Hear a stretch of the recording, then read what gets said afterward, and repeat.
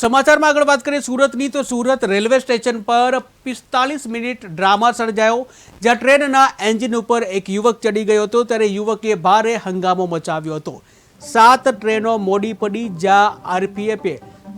મહા મહિને તેને નીચે ઉતાર્યો હતો ત્યારે ટીવી સ્ક્રીનના દ્રશ્યો તમે જોઈ રહ્યા છો જ્યાં એક માનસિક રોગી જે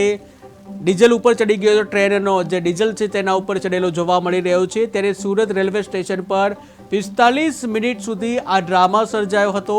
જ્યાં ટ્રેનના એન્જિન ઉપર યુવક ચડેલો સ્પષ્ટ જોઈ શકાય છે ત્યારે 45 મિનિટ સુધી આ ડ્રામા સર્જાયો હતો જ્યાં યુવકે ભારે હંગામો મચાવ્યો હતો ત્યારે 7 ટ્રેનો મોડી પડી હતી જ્યાં આરપીએફે ભારે જહેમત બાદ આ યુવકને નીચે ઉતાર્યો।